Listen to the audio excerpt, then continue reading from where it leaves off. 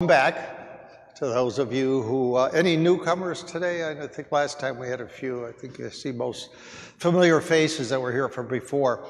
As Jessie said, she said it's, where are we? Oh, there you are. She said this is one of her favorite episodes, and mine too. I really enjoyed it. This is a little different. If you noticed, it was almost a story throughout, focusing on healing.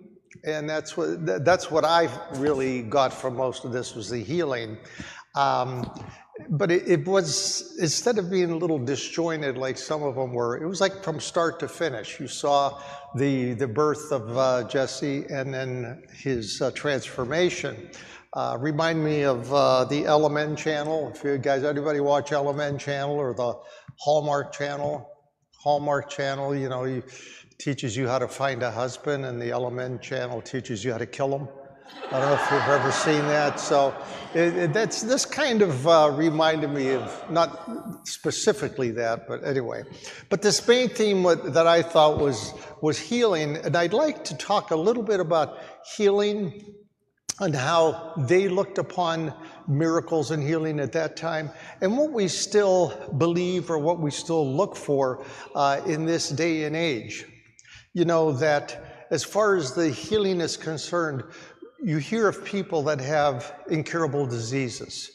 And for some, they go to all ends to try to get healed. If you'll recall, I don't know if it's still kind of being used, but do you remember many years ago, people would go to, especially with cancer, things of that nature, they went to Mexico for Laetrile. Laetrile was a very controversial drug at that time, and some people claimed to be healed, but then it was kind of exposed that it was that it was a scam. We see a lot of things here about healing with Lourdes. There are people from all over the world go to Lourdes. But that's a little bit different. Number one, they're not asking for money, things of that nature, although there is the ever-present, basket or what have you. But Lourdes has 70 confirmed healings. Excuse me.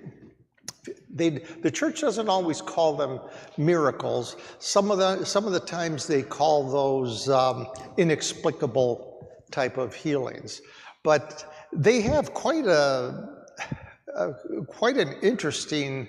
I'm trying to think of the word I want to use. It's just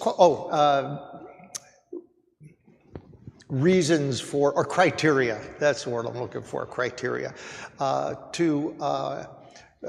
for the church to say, yes, this was a healing miracle or an inexplicable healing.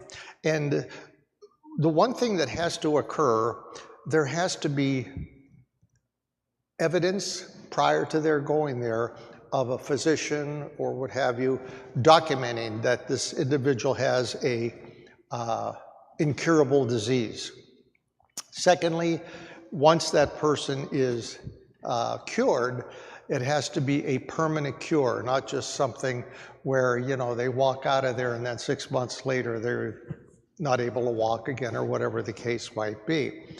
So there are some pretty rigid rules on this, but the church also looks at curing and healing.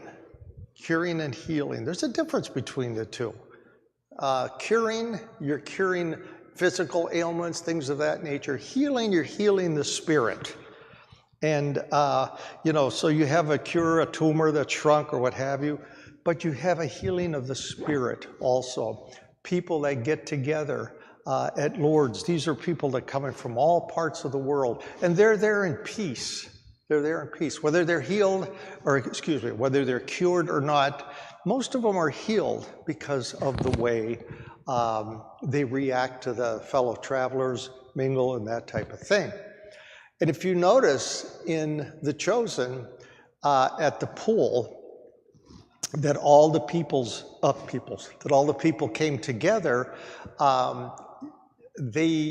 When Jesse finally saw his brother, when Simon finally saw his brother, Jesse, there was a cure there, okay, with Jesus, but there was also a healing. And what was that healing? That Jesse, first of all, he was a zealot. Did I pronounce that correctly? How do they pronounce it? Or Simon, I'm sorry. What was in that pastry? God, I'm getting this mixed up here. Simon Z. Okay. If you know that at the beginning, what happened? Jesse fell out of the tree, paralyzed. Simon was born, mother died. So here you have Simon, no mother, not sure what happened with the father, whether he remarried, whether Simon was taken care of or what have you. But here, what I got from that episode is that Simon had to take care of his baby brother, his older brother, I'm sorry, his older brother. Could that be why he became a zealot, so to speak, that he rebelled? But you see, all this disappeared at that pool, because not only was Jesse cured, but Simon was healed.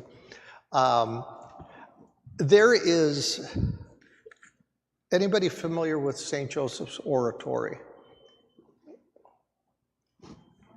Montreal, Canada. My little angels. I hope I have it. I don't know if I have enough here. I wanted to.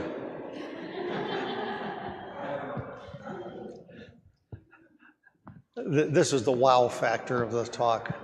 I specifically brought out St. Joseph's Oratory because it's close by. It's something that if you have an opportunity to visit, is just a fantastic place to visit. And it kind of gives you an idea of how people are still looking for miracles, are still looking for healing. And those of you, that first picture that you see there of St. Joseph's Oratory, those are 283 steps. And pilgrims will come there and they'll climb those steps on their knees. Now, I've been there, and those steps do not have cushioned, tops on them. They're concrete. People go up there 283 steps to go for healing. There's a picture there. Do you see those crutches? That people have left their crutches there after they were healed. How many of them were I should say cured. I keep saying healed. How many of them were really, truly cured? My guess would be that most of them were. One way or another, they were cured or they were healed. Brother Andre was the one that started this, that started the whole thing. In fact, they have his pickled heart in a case, like most Catholics do, very nicely, with all these little relics that they have. But I pointed this out because if you have the opportunity to go visit, you don't have to go to Lourdes, but if you have the opportunity to go visit this place, you walk in there and there's that aura of healing, that same healing that Simon experienced at the pool when his brother was cured.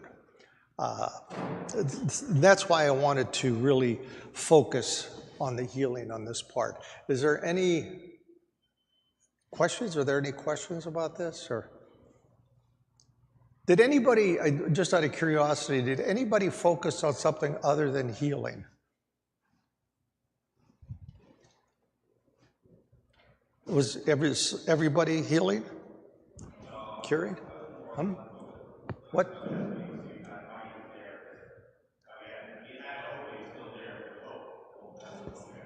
Okay.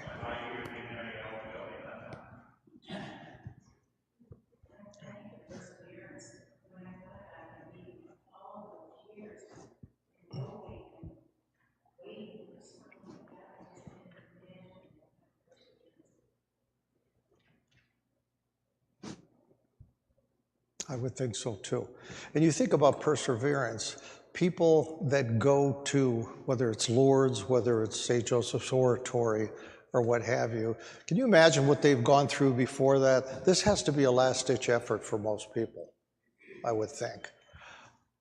I would venture to guess that as far as the visitors to like, especially places like St. Joseph's Oratory, most of them are looking for spiritual healing rather than the physical cure. They're looking for spiritual healing, and these are the people, like I say, to go to extremes to become healed. So that's what that episode brought out to me, is the power of healing, the power of transformation of an individual or individuals through the Holy Spirit. Thanks, Tony. I love that we had a handout today. We're really getting fancy. $1 a piece. Tony brought a basket. Yeah. So thanks, everybody. Thank you so much, Deacon Tony, as always, for sharing his heart and his wisdom and experiences with us. So if you are I know Sister Nancy isn't here today, but Betsy McCrell is going to lead that group. So that's back in the Finley room.